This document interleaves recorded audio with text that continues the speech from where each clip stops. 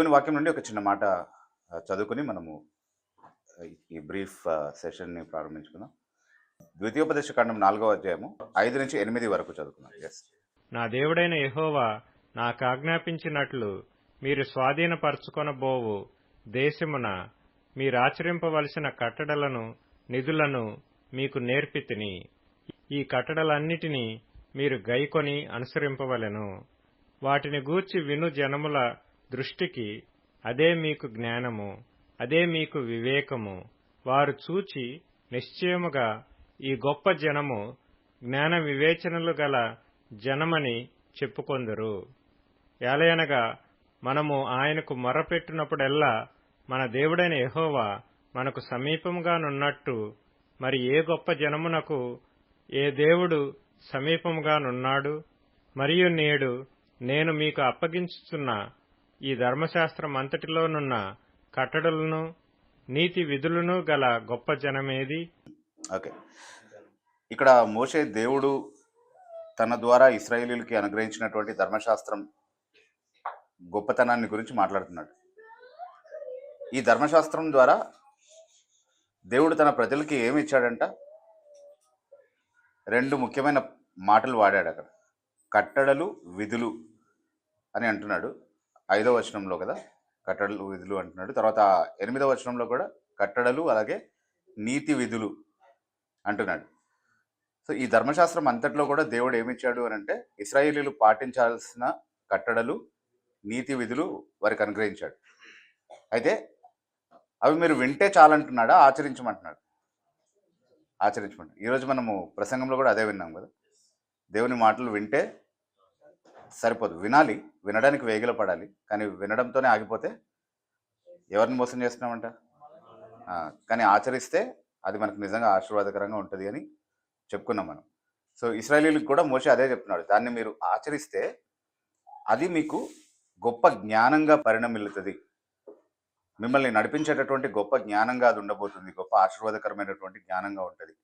అంతేకాకుండా ఆ జ్ఞానం ఎంత గొప్పదంటే మిమ్మల్ని చూసే వాళ్ళందరూ కూడా ఆ జ్ఞానాన్ని గుర్తించగలుగుతారు. ఈ జనులు గొప్ప జ్ఞాన వివేకములు గల జనులు అని వాళ్ళు గుర్తించగలుగుతారు మిమ్మల్ని చూసినప్పుడు అంటున్నారు. ఎప్పుడు, ఏం చేస్తే వీరు జ్ఞానం కలిగినటువంటి జనులు, జ్ఞాన వివేచనలు కలిగినటువంటి జనులను ఎప్పుడు గుర్తిస్తారంట? దేవుని యొక్క కట్టడలను ఆచరిస్తే. ఎందుకంటే అవి ఆచరించడం ద్వారా కలిగేటటువంటి జ్ఞానం అంత గొప్ప జ్ఞానం ఇంకెవరి దగ్గర లేదు. అందుకే దేవుడు అనుగ్రహించినటువంటి ఈ ధర్మశాస్త్రాన్ని పోలినంత గొప్ప ధర్మశాస్త్రం ఇంకెక్కడ లేదు. అది ఎవరు గుర్తిస్తారంట? అన్యజనులు చూసినప్పుడు గుర్తిస్తారంట. అరే, మా దేశంలో కానీ మా సంస్కృతిలో కానీ ఎప్పుడు కనివిని ఎరగనంత గొప్పవైనటువంటి కట్టడలు, నీతి విధులు ఈ ప్రజల దగ్గర ఉన్నాయి. అదే వీరిని జ్ఞానవంతులుగా చేసింది అన్నటువంటి విషయాన్ని వాళ్ళు గుర్తించగలుగుతారు. అంత గొప్ప జ్ఞానాన్ని దేవుడు ధర్మశాస్త్రం ద్వారా మీకు ఇచ్చాడు కాబట్టి వాటిని జాగ్రత్తగా ఆచరించండి అని చెప్తున్నాడు. అయితే చరిత్రను మనం పరిశీలించినప్పుడు అన్ని నాగరిక దేశాలు, ప్రాచీన చరిత్రలో ఉన్నటువంటి నాగరిక దేశాలు కావచ్చు, లేకపోతే ఆధునిక చరిత్ర మనకు చూపించేటటువంటి నాగరిక దేశాలు కావచ్చు, ఏ దేశాలని తీసుకున్నా సరే వాళ్ళందరూ కూడా మోషే చెప్పినట్టుగా దేవుని ధర్మశాస్త్రంలో ఉన్నటువంటి ఈ జ్ఞానాన్ని, గొప్పతనాన్ని, ఆయన కట్టడలు, నీతి విధుల్లో ఉన్నటువంటి ప్రత్యేకతను, అంటే ఇంకెవరి దగ్గర లేనంత గొప్పవిగా ప్రత్యేకంగా ఉన్నటువంటి విశిష్టతను అందరూ గుర్తించారు అన్నటువంటి విషయానికి చరిత్ర సాక్ష్యం ఇస్తుంది. ఎలా సాక్ష్యం ఇస్తుంది అని అంటే ప్రతి నాగరిక దేశము వారి కొరకు కొన్ని చట్టాలని, రాజ్యాంగాన్ని తయారు చేసుకున్నారు కదా. అంటే మా రాజ్యం పరిపాలించబడాలంటే ఈ నియమాలని బట్టి పరిపాలించబడాలి అని ఒక నియమావళి పెట్టుకుంటారు. దాన్ని రాజ్యాంగం అంటారు.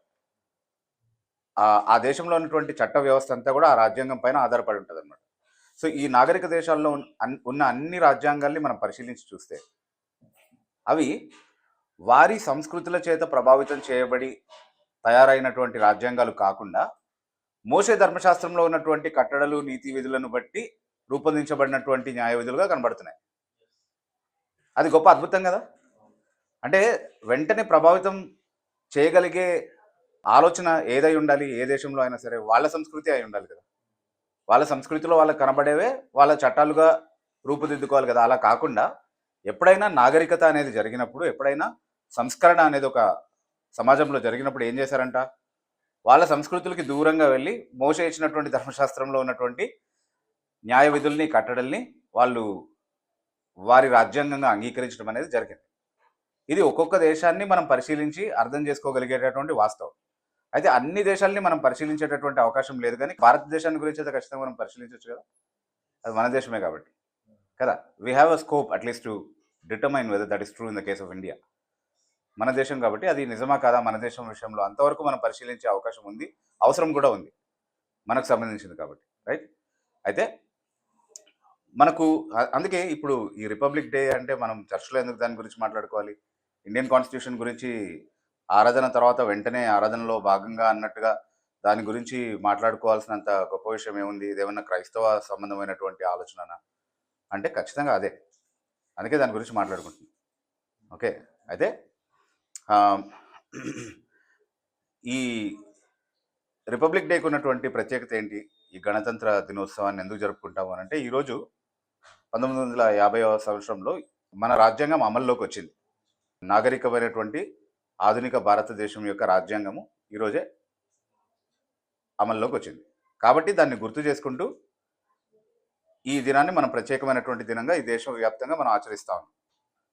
ఇది క్రైస్తవులకు మరి ముఖ్యంగా ప్రత్యేకమైనటువంటి దినం. ఎందుకనంటే మనం ఈ రాజ్యాంగాన్ని గమనించినప్పుడు, ఈ రాజ్యాంగాన్ని మనం పరిశీలించినప్పుడు, విశ్లేషించినప్పుడు ఖచ్చితంగా అందులో ఉన్నటువంటి మౌలిక సూత్రాలు ఏవైతే ఉన్నాయో అవన్నీ కూడా ఈ దేశ సంస్కృతి వల్ల కాకుండా దేవుని వాక్యం చేతనే ప్రభావితం చేయబడినట్టుగా చాలా ఖచ్చితంగా నిర్ధారించుకోగలిగే అవకాశం చాలా ప్రస్ఫుటంగా మనకు కనబడతా ఉంది.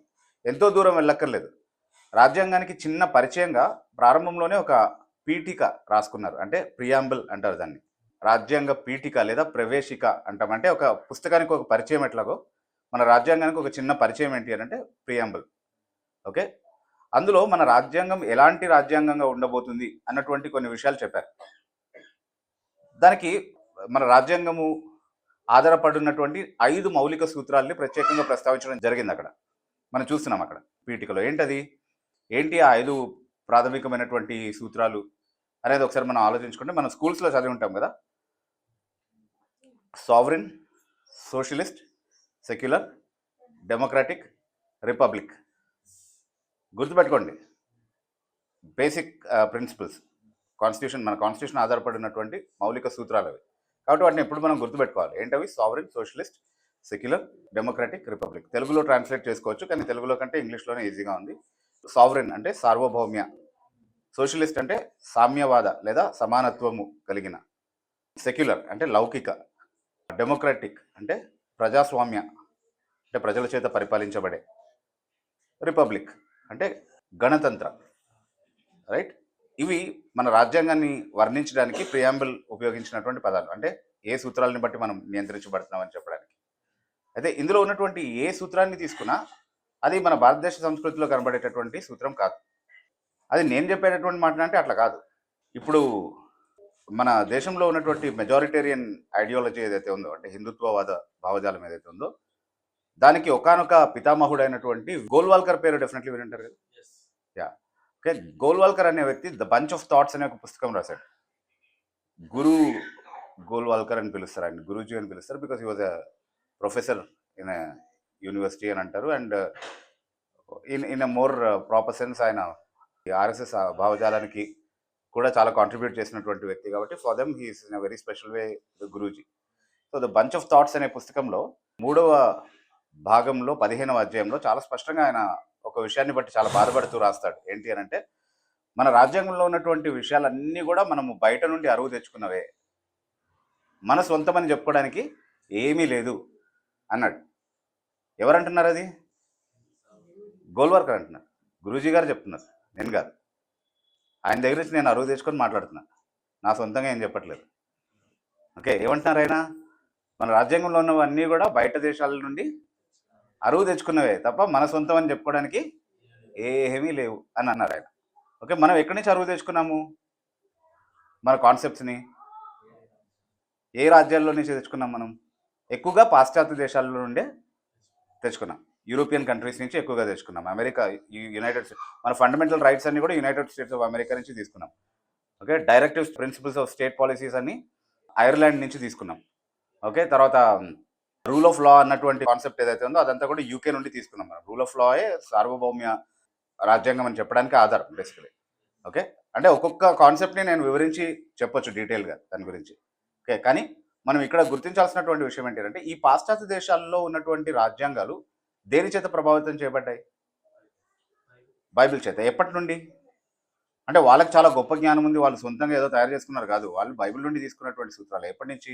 ఎప్పుడు అంటే మన సంస్కరణ ఉద్యమం ఎప్పుడైతే జరిగిందో, ఎప్పుడైతే బైబిల్లో ఉన్నటువంటి విలువలు బయటకు వచ్చాయో, గ్రేట్ రిఫర్మేషన్ మూవ్మెంట్ ఎప్పుడైతే వచ్చిందో, అప్పుడు బైబిల్లో ఉన్నటువంటి విలువల్ని వాళ్ళు గుర్తించడము, బైబిల్లో ఉన్నటువంటి ఈ గొప్ప విలువలు కేవలం మన ఆధ్యాత్మిక పరలోక సంబంధమైనటువంటి జీవితానికి మాత్రమే కాదు, ఈ జీవితంలో మనము ఒక అర్థవంతమైనటువంటి రాజ్యాంగాన్ని, రాజ్య వ్యవస్థను కలిగి ఉండడానికి కూడా ఉపయోగపడేటటువంటి మంచి సూత్రాలని, నియమాల్ని ఇచ్చేటటువంటి పుస్తకం ఇది. దేవుని పుస్తకం అయితే ఇంతకంటే నాణ్యమైనటువంటి సూత్రాలు ఇంకెక్కడ మనకి దొరికే అవకాశం లేదు అన్నటువంటి విషయాన్ని వాళ్ళు గుర్తించి బైబిల్లో ఉన్నటువంటి నియమాలని బట్టి వాళ్ళ రాజ్యాంగాల్ని తయారు చేసుకున్నారు వాళ్ళు. వాటి నుంచి మనం అరువు తెచ్చుకున్నాం. అంటే బేసికలీ మన రాజ్యాంగం దేని చేత ప్రభావితం చేయబడింది? బైబిల్ చేత. అంతే. అంటే అంబేద్కర్ గారు లేకపోతే ఆ డ్రాఫ్టింగ్ కమిటీ వాళ్ళు బైబిల్ పక్కన పెట్టుకుని బైబిల్లో ఉన్నటువంటి నియమాలను అర్థం చేసుకుంటూ ఇదే మన రాజ్యాంగంలో పెట్టాలని వాళ్ళు అలా చేశారని నేను చెప్పట్లేదు. ఓకే, అలా అలా ఎవరు అన్నారు వాస్తవానికి. ఓకే, ఎందుకంటే ఒక రిలీజియస్ థియోక్రసీ ఇవ్వాలన్నది వాళ్ళ ఉద్దేశం కాదు ఇది తయారు చేస్తున్నప్పుడు. కానీ ఎక్కడి నుంచి తెచ్చుకున్నారు, అరువు తెచ్చుకున్నారు? మన సంస్కృతి నుండి తీసుకోవాలి కదా తీసుకోవాల్సిన విషయాలు. మనకు చాలా కంపాటబుల్గా ఉండేది, ప్రజలందరూ సహకరించగలిగేది ఇక్కడ ఉన్నటువంటి ట్రెడిషన్స్, ఇక్కడ ఉన్నటువంటి ఆచారాలే కదా. వాటిని తీసుకోకుండా వాటికి భిన్నమైనటువంటి, వాటికి అతీతమైనటువంటి కొన్ని మంచి నిజంగా మానవాళికి ఉపయోగపడేటటువంటి నియమాల్ని బయట దేశాల నుంచి అరువు తెచ్చుకున్నారు. ఆ బయట దేశాలన్నీ కూడా వాటిని బైబిల్ నుండే తీసుకున్నారు. కాబట్టి బైబిలే మన రాజ్యాంగానికి మూలం అని చెప్పడంలో ఎలాంటి రెండవ ఆలోచన లేదు. ఓకే, అయితే దీంట్లో ఒక్కొక్కటి మనం తీసుకొని ఆలోచిస్తే, ఇప్పుడు సార్వభౌమ్య రాజ్యాంగం అని చెప్పుకున్నాం, సావరెన్ కాన్స్టిట్యూషన్ అని చెప్పుకున్నాం, రైట్? సార్వభౌమ్య రాజ్యాంగం అంటే అర్థం ఏంటి? అంటే నిజానికి మన దేశాన్ని పరిపాలించేది ఒక వ్యక్తి కాదు, నరేంద్ర మోదీ కాదు మనల్ని పరిపాలించేది. అంటే నరేంద్ర మోదీ మీకు పడడు కాబట్టి మీరు అట్లాగే మాట్లాడతారని అనుకోవద్దు, అది కాదు నా పాయింట్. జవహర్లాల్ నెహ్రూ పరిపాలించి ఉంటే అక్కడ నుండి కూడా అదే నియమాన్ని తీసుకోవచ్చు మనం. It's not the person who is ruling us. Congress ఉందా పవర్లో, లేకపోతే ఆమ్ ఆద్మీ ఉందా, లేకపోతే బీజేపీ ఉందా అన్నది కాదు మన పాయింట్. ఎవరు ఏ పార్టీ పరిపాలిస్తున్నా సరే, ఏ వ్యక్తి అధికారంలో ఉన్నా సరే, అధికారం యాక్చువల్గా ఆ వ్యక్తి చేతిలో లేదు.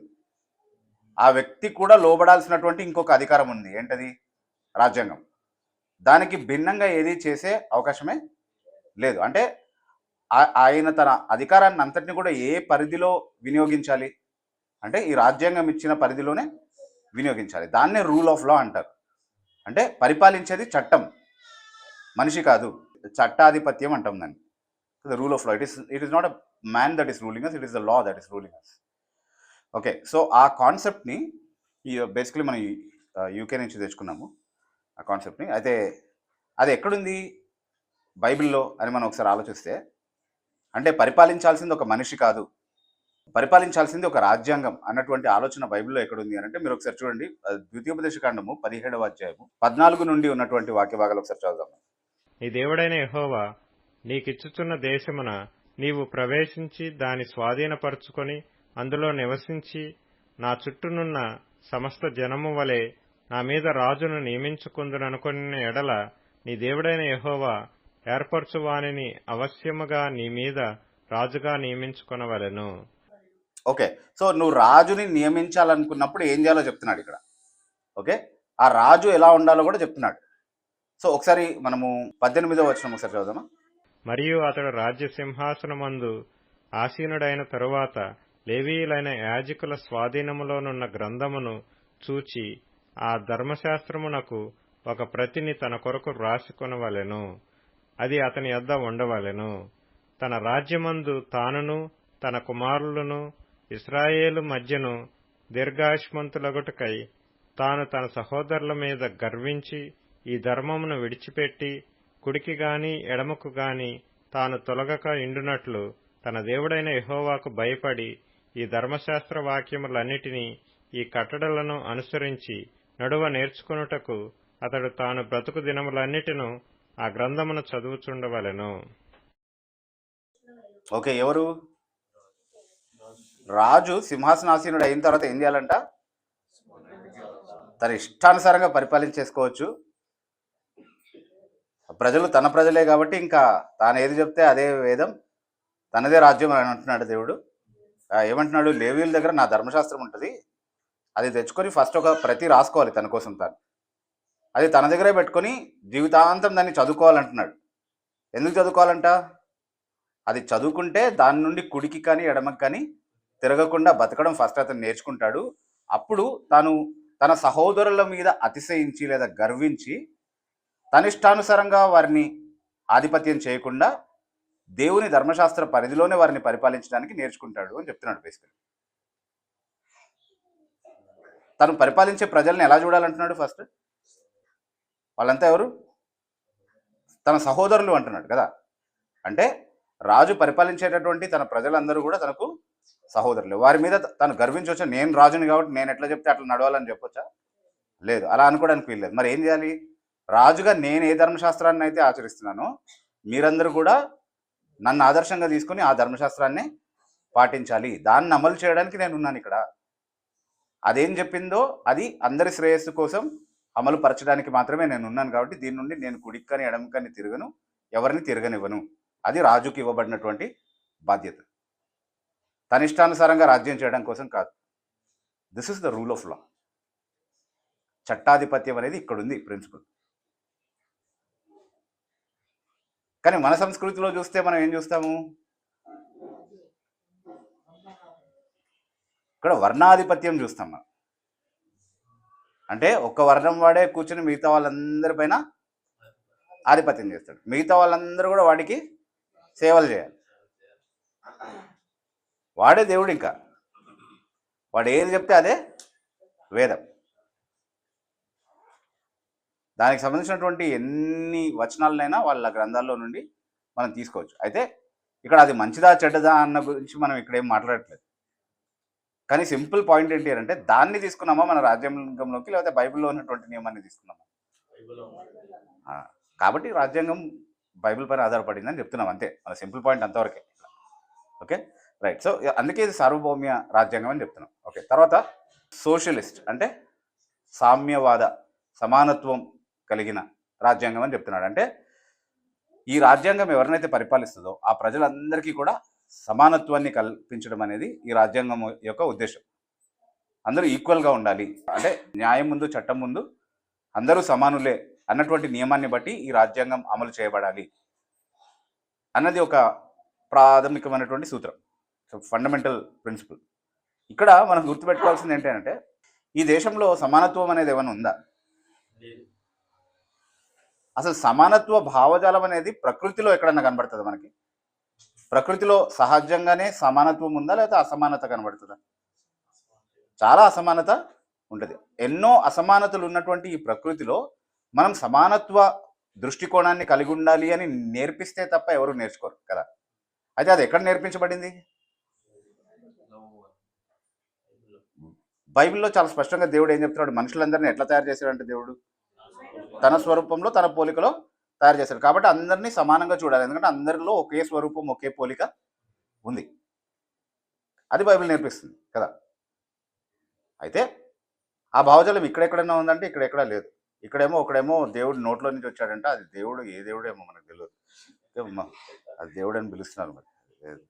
ఓకే, అది నోట్లో నుంచి ఒకడు వచ్చాడంట, ఛాతి నుంచి ఒకడు వచ్చాడంట, తొడల నుంచి వచ్చాడంట, కాళ్ళ నుంచి ఎక్కడెక్కడి నుంచో వచ్చారు. ఇక బయటికి మొత్తం అంటరాని వాళ్ళు కొంతమంది ఉంటారు, వాళ్ళు మాత్రం తల్లిదండ్రులకు పుట్టారు నార్మల్గా. మిగతా వాళ్ళందరూ ఎక్కడెక్కడి నుంచో వచ్చిన వాళ్ళు. ఇట్లా అది ఉందా? అంటే ఎందుకు చెప్తున్నాడు ఇది? అంటే నోటి నుంచి వచ్చిన వాడికి చాలా ప్రత్యేకమైనటువంటి స్థానం ఉండాలి. కాళ్ళ నుంచి వచ్చిన వాడిని ఏం చేయాలి? అణగ దొరకాలి. వాడి కింద కూడా ఉన్నవాడు ఏమవుతాడు? కాళ్ళకి వేసుకుని చెప్పులు అవుతాడు వాడు. అంటే ఈ అంటరాని వాళ్ళలో కూడా మళ్ళీ వాళ్ళలో కూడా మళ్ళీ ఉంది వాళ్ళ సబ్ కాస్ట్లు అవి కదా. అంటే ఈ పైన ఉన్న వాళ్ళ కంటే వీడికే ఎక్కువ ఉంటుంది. ఈ చెప్పులే అనేది అట్లా కూడా చూడట్లేదు. అది మాది పారగాన్, మీది బాటాకి పారగాన్కి పడదు. ఇంకొకటి వచ్చి మాది కరోనా అంటాడు. కరోనా కూడా ఒక చెప్పల్ బ్రాండ్, పాతది. ఓకే, అట్లా ఉంటుంది అనమాట. కాకపోతే ఈ భావజాలం నేర్పించింది ఎవరు అంటే వీళ్ళ గ్రంథాలే నేర్పించింది. కానీ బైబిల్ గ్రంథం ఏం నేర్పించింది? సమానత్వం నేర్పించింది. అయితే ఏది మంచిది ఏది చెడ్డదని నేనేం చెప్పట్లేదు ఇక్కడ, నాకు తెలియదు కదా. కానీ మన రాజ్యాంగకర్తలకు కూడా తెలీదా? వాళ్ళకి తెలుసు కదా. అందుకే వాళ్ళు ఏం తీసుకున్నారు? ఇక్కడ ఉన్నటువంటి భావజాలాన్ని తీసుకున్నారా, బైబిల్ బోధించే భావజాలాన్ని తీసుకున్నారు? దాన్నే తీసుకున్నారు, దాన్నే అమలు చేస్తామన్నారు కదా కదా. కాబట్టి అందుకే బైబిల్ చేత ప్రభావితం చేయబడింది అని చెప్తున్నాం. సరే, తర్వాత సెక్యులర్, లౌకిక అంటున్నాం. ఓకే, ఇక్కడ కొంచెం కన్ఫ్యూజన్ వస్తుంది మనకి. లౌకిక రాజ్యాంగం అంటే అర్థం ఏంటి? సెక్యులర్ అంటే అర్థం ఏంటి?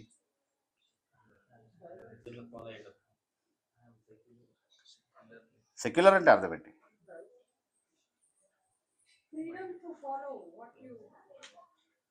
సెక్యులర్ అంటే అర్థం ఏంటి అంటే, అంటే కాన్స్టిట్యూషనల్ సెన్స్లో, పాపులర్ సెన్స్లో చెప్పట్లేదు. కాన్స్టిట్యూషనల్ సెన్స్లో రాజ్యాంగబద్ధంగా లౌకిక అంటే నిర్వచనం ఏంటి అని అంటే, నువ్వు ఏ మతం పాటించినా దాని విషయంలో రాజ్యాంగం జోక్యం చేసుకోదు. అంటే నువ్వు పలానా మతాన్ని పాటిస్తున్నావు కాబట్టి నీకు ప్రత్యేకమైనటువంటి సౌకర్యాలను ఇవ్వటము, ఆధిక్యతలను ఇవ్వటము, లేదా పలానా మతాన్ని పాటిస్తున్నావు కాబట్టి కొన్ని ఆధిక్యతల్ని నీకు లేకుండా చేయడము అనేది చేయదు రాజ్యాంగం. అది లౌకికవాదానికి రాజ్యాంగం ఇచ్చేటటువంటి నిర్వచనం. Non interference with any religious. అయితే ఇక్కడ మనకు వచ్చే కన్ఫ్యూజన్ ఏంటి అని అంటే, మరి బైబిల్ గ్రంథంలో అట్లా లేదు కదా. బైబిల్ ఏం చెప్తుంది? నేను తప్ప వేరొక దేవుడు, నేనే మార్గం సత్యం జీవనం, నా ద్వారా తప్ప ఎవరు. మరి ఆ బైబిల్ నుంచే వచ్చిందని ఎట్లా చెప్తాను? చెప్పలేం కదా. అది బైబిల్కి వ్యతిరేకంగా కనబడుతుంది కదా ఇది.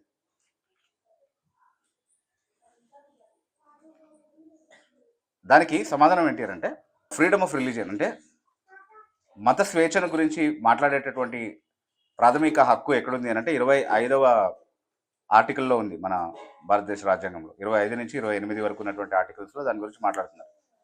అయితే 25(1)లో ఏముంది అని అంటే, కొన్ని మినహాయింపులు ఇచ్చారనమాట. అంటే ఎవరైనా ఒక మతాన్ని, ఒక విశ్వాసాన్ని పాటించాలంటే పలానా పలానా పలానా పరిమితుల్లో, పలానా పరిధుల్లో మాత్రమే ఆ మతాన్ని పాటించాలి, లేకపోతే పాటించడానికి స్వేచ్ఛ లేదు అని చెప్పారు. ఏంటి అవి అని అంటే, శాంతి భద్రతలకు, ఆరోగ్యానికి, నైతికతకు, ఇతర ప్రాథమిక హక్కులు ఏవైతే ఉన్నాయో రాజ్యాంగంలో, వాటికి భంగం కలగనంత వరకు ఎవరైనా ఏ మతాన్నైనా నమ్మి ఆచరించి ప్రచారం చేయడానికి ప్రాథమిక హక్కు రాజ్యాంగం ఇస్తుందన్నమాట. ఏ మతాన్నైనా నమ్ము, ఆచరించు, ప్రచారం చేసుకో. కానీ ఏ పరిధిలో చేయాలి?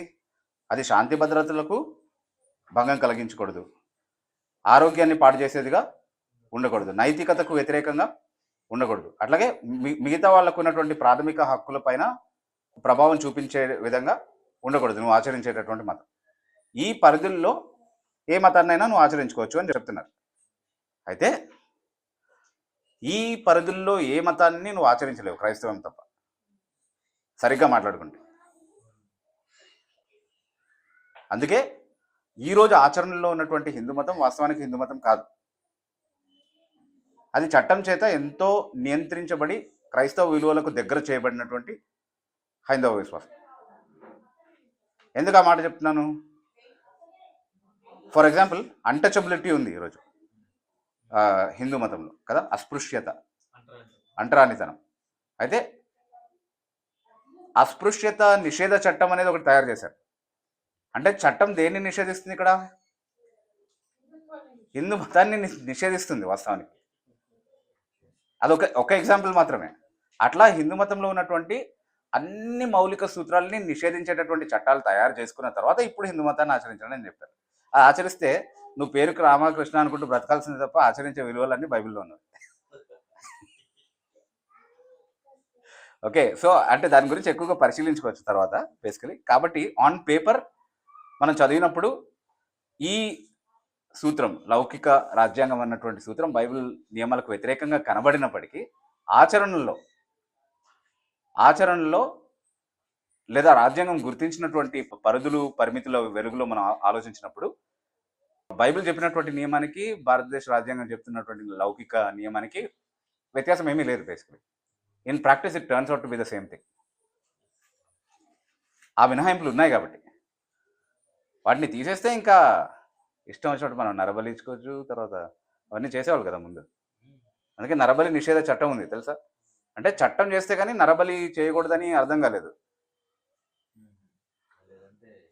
ఆ, వాడికి నూకలు చెల్లిపోయి వాడు పోయాడు కాబట్టి చిన్నదాన్ని తీసుకెళ్ళి వాడితో పాటు తగలబెట్టకూడదని తెలియదు అనమాట వీళ్ళకి, చట్టం తయారు చేసేంత వరకు.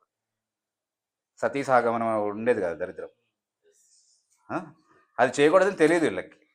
ఎందుకు? ఎందుకంటే వీళ్ళకి గ్రంథాలు నేర్పించలేదు కదా. అది బ్రిటిష్ వాడు చెప్తే చేశారని చెప్తారు ఇప్పుడు మనకి. బ్రిటిష్ వాడు చెప్తే చేస్తే మరి ఆమె ఎవరు, పాండురాజు భార్య సతీసాగమనం చేసింది కదా, అప్పుడు ఏ బ్రిటిష్ వాడు వచ్చి చెప్తే చేసింది? ఆమె మహాభారతంలో ఉంది కదా, సతీసాగమనం చేసింది కదా ఆమె. మరి బ్రిటిష్ వాళ్ళు చెప్పారు ఆమెకి చేయమని? అప్పటి నుంచే పరిపాలిస్తున్నారేమో బ్రిటిష్ వాళ్ళు. అయితే మొన్న రాసుకున్నదేమో ఈ పుస్తకం మహాభారతం అని కదా. అంటే వినేవాడు పిచ్చోడు అయితే తెలుసు కదా. ఇంకా అదే ఆంగ్లంలో కూడా చెప్పారు మనకి, మనం వింటున్నాం కూడా. అది మనకున్న దౌర్భాగ్యం. సరే, సో లౌకిక రాజ్యాంగం అనేది అది. తర్వాత ఇంకేం చెప్పుకున్నాం? 2 విషయాలు ఉన్నాయి ఇంకా. డెమోక్రటిక్ రిపబ్లిక్, ప్రజాస్వామ్య గణతంత్ర రాజ్యాంగం. ప్రజాస్వామ్య గణతంత్ర రాజ్యాంగం అనంటే ప్రజల చేత పరిపాలించబడేటటువంటి రాజ్యం అయి ఉండాలి. అట్లాగే అది గణతంత్రమైనదై ఉండాలి. అంటే ఆ ప్రజల మధ్యలో నుండే ఎన్నుకోబడినటువంటి ప్రతినిధి అయి ఉండాలి పరిపాలించేటటువంటి వాడు. అంటే ఇప్పుడు భారతదేశానికే చెందినటువంటి పౌరుల్లో నుండే ఒకరిని ప్రతినిధిగా ఎన్నుకోవాలి అన్నది గణతంత్రంలో ఉన్నటువంటి భావం. సో ఈ 2 నియమాలు బైబిల్లో చాలా స్పష్టంగా ఉన్నాయి. మీరు చూసి ఇందాక చదివినటువంటి వాక్య భాగం ఉంది కదా, ద్వితీయోపదేశకాండం 17వ అధ్యాయంలోనే 14-15 వచనాల్లో ఒకసారి చదువుదాం మళ్ళీ ఒకసారి. నీ దేవుడైన యెహోవా నీకిచ్చుచున్న దేశమున నీవు ప్రవేశించి దాని స్వాధీనపరుచుకొని అందులో నివసించి నా చుట్టూనున్న సమస్త జనము వలె నా మీద రాజును నియమించుకుందుననుకొనిన ఎడల నీ దేవుడైన యెహోవా ఏర్పరచువానిని అవశ్యముగా నీ మీద రాజుగా నియమించుకొనవలెను. నీ సహోదరులలోనే ఒకని నీ మీద రాజుగా నియమించుకొనవలెను. ఓకే, ఇక్కడ నియమించుకునే అధికారం ఎవరికి ఇస్తున్నాడు? ప్రజలకు ఇస్తున్నాడు. కాబట్టి అది ప్రజాస్వామ్యం అంటున్నాం. ఎవరిని నియమించుకోవాలంటున్నాడు? నీ సహోదరుల మధ్యలో ఉండే ఒకరిని నియమించుకోవాలంటున్నాడు. కాబట్టి అది రిపబ్లిక్ అంటున్నాం, గణతంత్రం అంటున్నాం. ఓకే, ఇవేమి ఇందులో లేవు. ఇక్కడ అంతా ఓన్లీ రాజ్యం ఇదంతా. ఓకే, కానీ బైబిల్ అట్లా చెప్పట్లేదు. ఓకే, కాబట్టి బైబిల్లో ఉన్నటువంటి నియమాలని బీట్ చేయగలిగేటటువంటి దీనికి కంటే ఉన్నతమైనటువంటిది ఇంకొకటి రాదు. నువ్వు బిఎన్ఎస్ తెచ్చుకో, ఏమైనా తెచ్చుకో, ఐపీసీ ప్లేస్లో సెక్షన్లు నంబరింగ్లు మార్చి రాసుకోవాల్సిందే తప్ప నియమాలు సూత్రాలు అవే ఉంటాయి అల్టిమేట్లీ. ఓకే, అది వరకు ఒక సెక్షన్లో ఇప్పుడు వెతుక్కోవాల్సి వస్తుంది. ఆ జాయింట్ లైబిలిటీ ఎక్కడుందిరా అంటే సెక్షన్ 34 ఐపీసీ అని చెప్పేవాళ్ళం. ఇప్పుడు అది ఎక్కడుందో తెలియదు, చూసుకోలే ఇంకా. ఓకే, నంబరింగ్లు మార్చి పెట్టారు అంతే, నియమాలు సూత్రాలన్నీ అవే. అందుకే దేవుడిచ్చినటువంటి దాన్ని మించి మనుషుడు ఇంకొకటి తయారు చేయడం అనేది సాధ్యం కాదు. కాబట్టి బైబిల్ దేవుని వాక్యం అని చెప్పడానికి ఒకనొక బలమైనటువంటి నిదర్శనం ఏంటి అంటే, దీన్ని మించినటువంటి కట్టడలు న్యాయ విధులు ఎవడు తయారు చేయలేడు. తయారు చేసి చూపించిన రోజు మాట్లాడదు. ఓకే, అందుకే బైబిల్ దేవుని వాక్యం. ఆ బైబిల్ ఈరోజు మనల్ని పరిపాలిస్తుంది. అది దేవుడు మనకి ఇచ్చినటువంటి గొప్ప ధన్యకరమైనటువంటి భాగ్యం అని చెప్పుకోవాలి, అలాంటి ఒక దేశంలో మనం ఉండడం అనేది. అయితే ఆన్ పేపర్ అంతా బాగానే ఉంది, పరిపాలించే వాళ్ళు బాగాలేరు. కాబట్టి వాళ్ళ కోసం మనం ప్రార్థన చేద్దాం. అండ్ మనం మాత్రం వాక్యానికి కట్టుబడి నమ్మకంగా ఉందాం. దేవుని ప్రజలుగా ఎవరు పాటించినా పాటించకపోయినా దేవుని ప్రజలుగా మనం చేయాల్సింది ఏంటి అంటే, ఆయన ఇచ్చినటువంటి నీతి విధులను కట్టడలను ఆచరించే వారిగా ఉంటే అందరి ముందు మనమే జ్ఞానవంతులుగా వివేకం కలిగినటువంటి జనులుగా ఉండే అవకాశం ఉంటుంది. అలా ఉండగలిగే కృప దేవుడు మనందరికీ అనుగ్రహించుగాక. Happy republic day and happy lord's day.